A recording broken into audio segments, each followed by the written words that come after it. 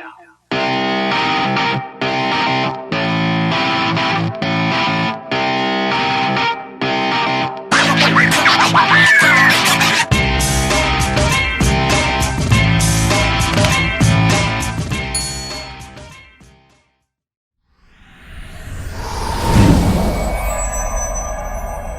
Keeper of Fire, Book 1 of the Dolphin Code Trilogy, Chapter 5, The Great Whale.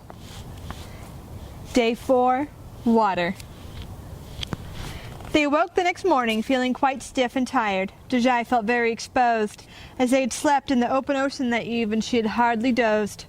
They ate what was left in Areal's seaweed bag before going on their way. The pair navigated the seas as they headed through whale waters.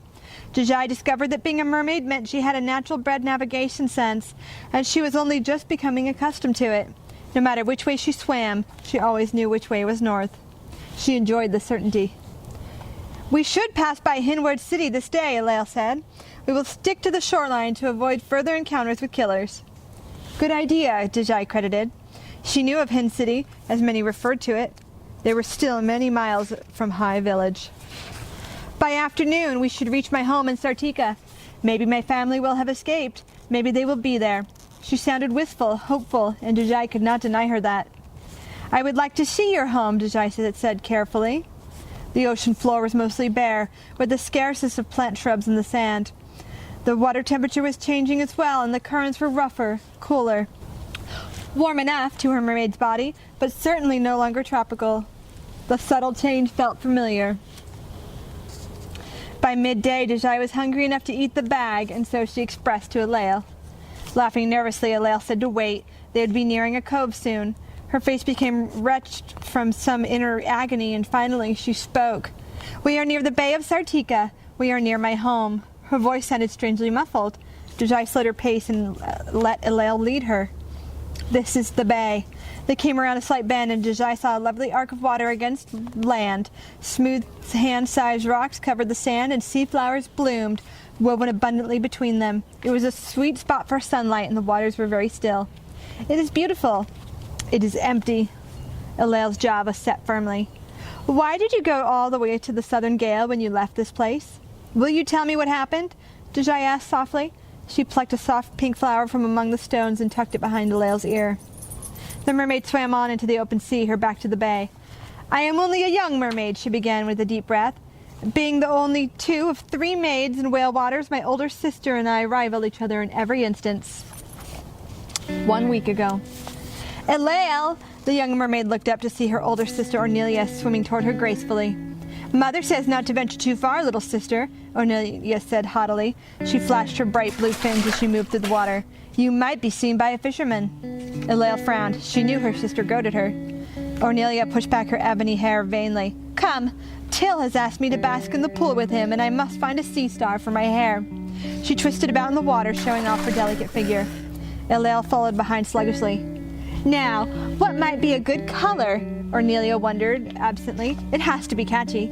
Maybe he and I will luxuriate this night." The slightest blush rose to her fair cheeks. Areal began to shake ever so slightly in anger. She almost spoke, but saw her orange-tailed friend in the distance. "Ain!" she called out cheerfully, grateful for an excuse to be gone. The 2 mer families shared the bay by Sartika.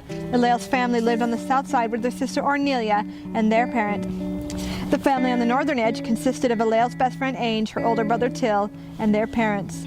Now, Areal had had her eye on Till ever since they were very small fins who could barely swim. Till grew to be strong in mind and body and had always treated her kindly. She admired him greatly and always held a strong hope that one day her unspoken affections would be returned. "It is time to eat," Ainge said to her, glancing at Ornelia, who raced ahead. "What is the matter?" she asked Areal once Ornelia was out of earshot. "She's going to kiss Till," she answered bitterly. "He has asked her to sit in the pool with him this night." Ainge touched her arm. "Till does not even like her," she assured. "He is only polite." "Really?" Areal asked, clinging to a shred of hope. "Does he like me?" "That I do not know. But do you know that this is the week of the harvest for the Bala? It would be well for you to remain silent and hidden. No matter what unfolds, do not make a scene. It would be a tragedy to attract attention to ourselves at this time." That was Ainge, firm and practical, always.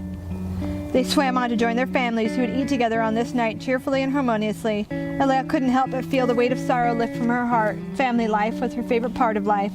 The personal boundaries of her kind were small, almost invisible.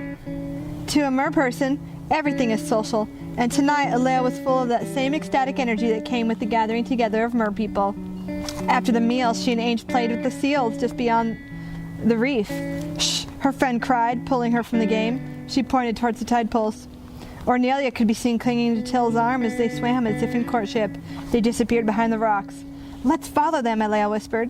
They raced onward. As they snuck into the basking pool, they heard hushed voices enjoying the sunset.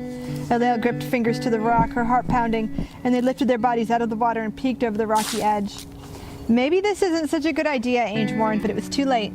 Ornelia and Till were kissing passionately, their tail fins entwined. They did not see the pair of mermaids peering out at them. Areal dropped back into the sea, defeated. Ange plunged in after her. "Are you all right, my friend?" Areal did not answer her, and she did not sleep that night. The next morning, Areal was quite dejected. She did not appear for the morning meal. Her fear and anger turned quickly to a tightly wound hatred. A plan, an immature, mean-spirited plan, began to form in her mind.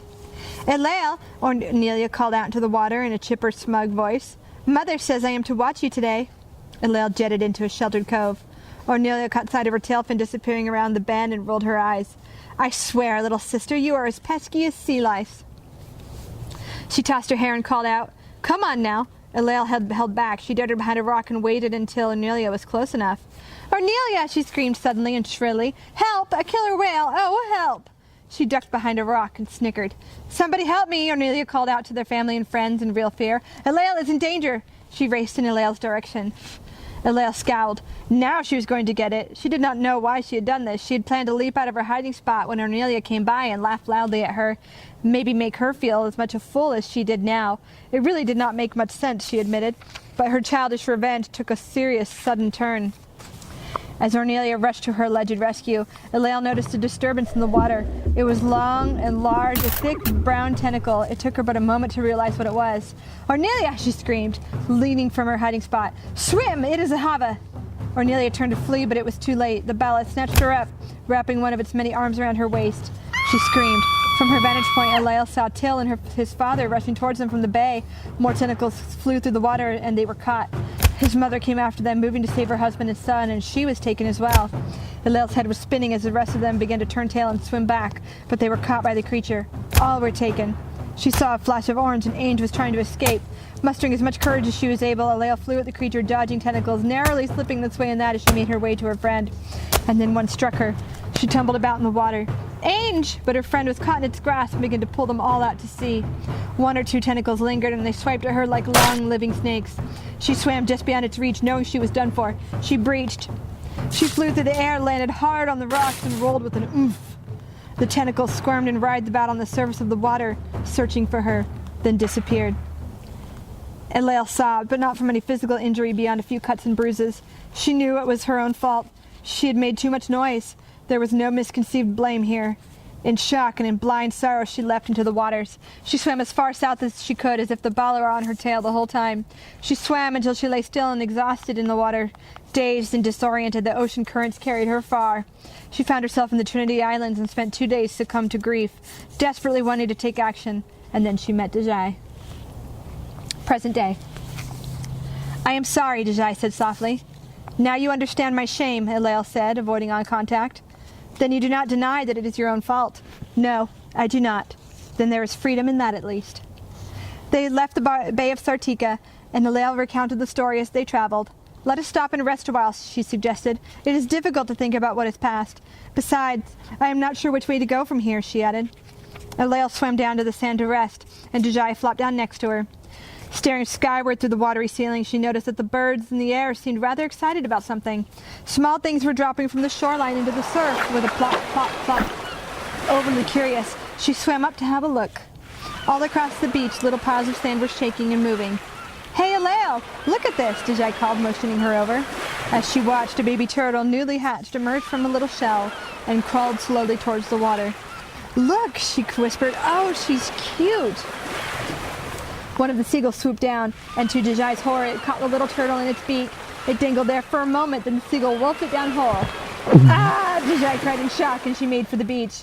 Dejai, what in the name of the ocean are you doing? Areal popped up from the waves. Come on, help me keep these birds away. They have to make it to the water. This is a waste of our time, Dejai. Just help me, okay? Never had Dejai seen such a murderous event. Innocent baby turtles, their skins still soft, snatched up and torn apart by seabirds in their first hour. It was an injustice in her eyes. She clambered onto the land and flopped like a seal up the beach, making noise and waving her arms about. Go away! Get! This is very dangerous, Dejai, Areal called from the waves. Very foolish indeed. Dejai leaned back on her arms. Areal, I need your help. I cannot guide all of these little ones to the sea by myself. They are too spread out. If you do not help me, they will die. And so Areal gave a great sigh and proceeded to pull herself out of the water. They rescued many sea turtles that day, carefully shielding them until they were blanketed by the waves. Dejai saw each one to safety, and she slept soundly that night. Day 5. Water. She awoke early the next morning to greet Areal, who was just returning with their breakfast. The ocean feeds us scantily these days, she apologized. It is the best I could find. She held out her bag, which held a handful of stringy seaweed and 2 oysters. Dejai accepted her share gratefully and pried open her oyster. She was surprised to find a small pearl inside it. It wasn't a very nice pearl, a gray-black in color and not altogether round, but it was a pearl nonetheless. Areal, she said, holding it up, look at this. A pearl, she responded matter-of-factly. It's incredible. She held it up to the sun and squinted at it. It's a jewel, of course, much like those on Mauit's gift to you. She motioned towards Dejai's pendant. It is the same. What is? See that jewel there? Areal asked, motioning to the sapphire and the amulet between bites. That is a mermaid tear. What? Dejai was entirely surprised. When an oyster is agitated by sand, it will produce a pearl after a time. When a merperson is taken by sadness, her tears harden as sapphire. I suppose you have never cried. Incredible, Dejai said again. She thought of the bag of sapphires she had found on the island and decided not to mention it. They ate in silence. Do you think those baby turtles made it? She asked quietly. Many of them, perhaps. The sea is an ocean of danger, Dejai. You have known this since you first entered into our waters of the eastern side of the world. Very few survive, and the waters become a wasteland of sorts. Were your waters by the Dragon Islands calmer? Quiet, Dejai said. It was true. Since she had arrived here, she had seen nothing but danger in every current, nothing but moments that threatened to take her life away. What is that? Dejai suddenly asked, pointing to the shore. Something gray was thrashing on the shore where they had rescued the turtles. Let us see what it is, she cried, and she pulled herself onto the beach once more. Dejai! Oh, look! There on the beach lay a great whale. It was stranded, beached, lost at the mercy of the tide. The waves tumbled freely over his flukes, but it was not enough to save him. We have to help him! Dejai! Areal cried sharply. We have not moved in nearly 2 days. We are out of time. We don't even know where Ahava lies, and there is so much to be done. Leave the Great One to rest. No, Dejai yelled angrily. I made a promise. To what? To interfere with the natural order of things? To upset the balance of what is natural and normal? Forget the code you have sworn to. I do not believe in such a thing. No one will help my family. No one is watching out for us. Why should we do the same for others? The Bala took your family, Dejai shot back, and I came to help you because the code compelled me to. Not enough turtles would have made it to bring more of them around next season. There are more sharks and killers than anything else. Your ocean is dying for these very reasons. We aren't upsetting the balance, we are restoring it. She pointed one strong finger at the great whale. Does he deserve to die? When we are the only ones who can prevent it, we will preserve what we can. We owe the world that much. And she continued up the beach using her arms. She came to the whale's head. His skin was dry and cracked from being in the sun for so many hours. He must have washed up while we were still sleeping, she thought. Unsure of what to do, she finally decided to touch foreheads as if she would a dolphin, if she were still human. But this, in whole, was different. When they touched, the universe caved in around them, and Dejai was thrown into a deep green sea, entranced by visions of the ocean as he knew it. He was old, older than the Dolphin Code. She saw the long years of his life. Hundreds of great whales swam about him, singing in a harmonious chorus, as a longing as deep and as ancient as the sea itself. She was inside the Great One's mind. Hello, little Finn, he said heavily, his voice weighing down her very soul. I am Sitch of the northern tide pools. I am Dejai, he nodded. And how are things? She asked respectfully. A little worse for the wear, my child. You seem to be in some need of assistance, my lord. I am landed, he admitted, and I fear this last hour's wait for the tide, as I will be pressed to death by the weight of this world. Sitch, I will do all I am able to spare you from such a fate. I have taken great pleasure in the promise set forth by the Dolphin Code of the Southern Gale. I too have sworn to the code many years ago. His smile was pure at the memory. What action, what method of assistance shall you require in return, my friend? The question was an unexpected one. Oh, Jajai stammered. Well, there is one such thing. We are searching for my friend's family. They were taken by the mother Bala Ahava, and we need to find her cave. She felt an overpowering wave of compassion from the whale. I do know of this creature and where she might be found. All at once her head was full of flashy, colorful visuals of the sea and of the cave's coordinates. They were to go north for a day and pass the northern tide pools and turn west. Not a day after, they would find the lone rock, Treehorn Island. At its southern base, they would find the entrance to a large underwater cave. She thanked him. I know you will try to help me, little one, Sitch said slowly, but there is no harm if you should fail. I will save you, she whispered, and she pulled away. She was once again sitting in the bright sun of the sand, staring at this wondrous creature. She stared into his wise, deep eye, and Jajai knew what had to be done. Flopping around in the sand, Jajai began to dig around his enormous bulk with her arms, making a moat all around him. Areal, she called out to the mermaid. Areal hesitated, then begrudgingly pulled herself onto the beach to help dig. As the moat was dug around and underneath the whale, the waves rolled in and began to fill with water. Quick, instructed Jajai, take the conch shell and keep him wet. Areal did as she was told, spitting water from the waves and pouring it again and again onto the whale's skin until it glistened. They worked for the whole hour, digging wide and deep around the whale as the waves poured in, softening the sand. Areal dug between the shore and his flukes, making a wide path between him and the ocean. Inch by inch, the succession of waves pulled him off the beach. The girls crawled onto his great head and pushed him in tune with the tide, straining and groaning as the water called him home. There he goes, Areal cried as the waves receded and took Sitch with them. But he was only moved into the shallow water, still stuck. They dove into the surf, digging and pushing themselves to exhaustion until finally he was freed. Once submerged, they could speak to him. Thank you, my loyal and beloved friend, Sitch gasped in relief. How did it happen? Jajai asked gently, placing one hand on his side. I was scouting the way ahead for the great migration south. I see with my eyes, and I see all that is around me without using my eyes, Sitch explained. I can see things that are far away in my head when I wish, but I cannot see land. The broken continent of Nai has been shifting farther into our waters these last 10 years and more. I did not remember the land being so close beyond the reef, and I made a mistake by venturing into such shallow waters. It must be the longest river has grown wide, Areal interjected. Then the world is forever divided, Jajai confirmed heavily.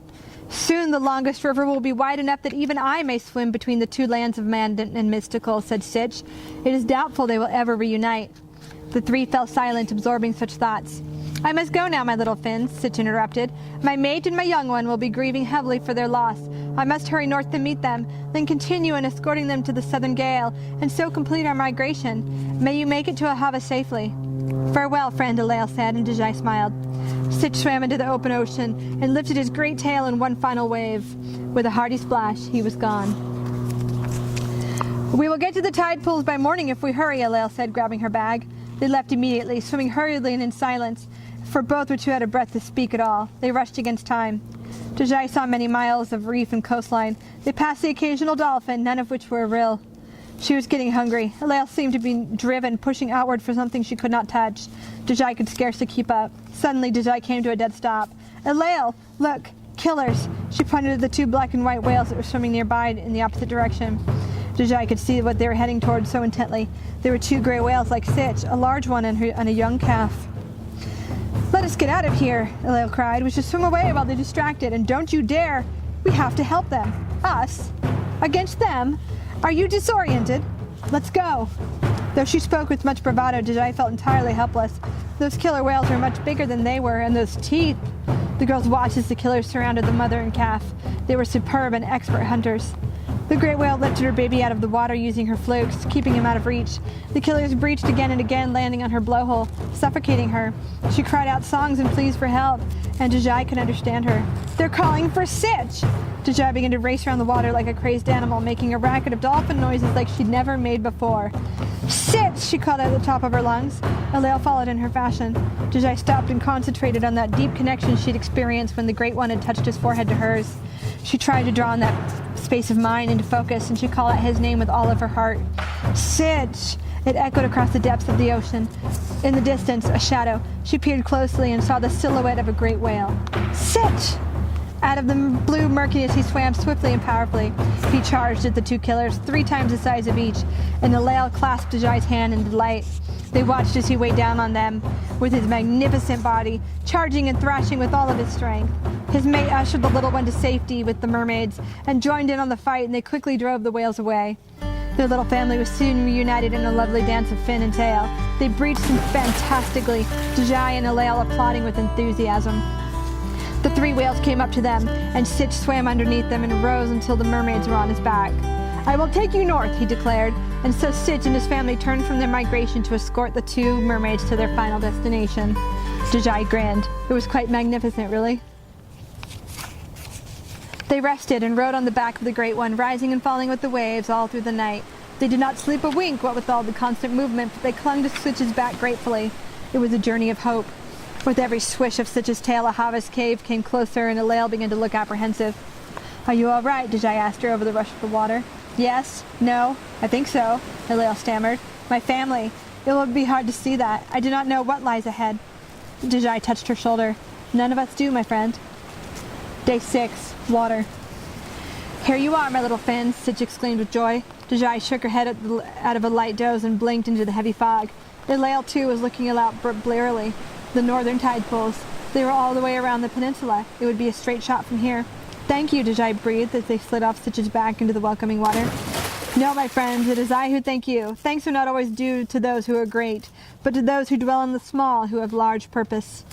Dejai bowed and they parted ways. "I suppose we continue west from here," Areal said nervously. They hugged the shoreline as they swam. "What village is that?" Dejai asked as they swam past a quiet but large town. She had never been so far north. "The village of High, presumably," Areal said with slight interest. "That means we are close." They saw a lone dolphin in the distance. This was not at all unusual. They had seen many a dolphin on their journey, but Areal stopped altogether and stared at Dejai. "Your stone! It is glowing!" Sure enough, the carvings of rivers around the sapphire were glowing a bright blue. The stone, lit from within, cast a lovely twinkle in the waters around them. "Oh!" Dejai cried in excitement. "It is my friend, Areal! The stone does this whenever he is near me," she hastily explained, and she swam as fast as she could to the approaching dolphin. "Areal! Areal!" she cried.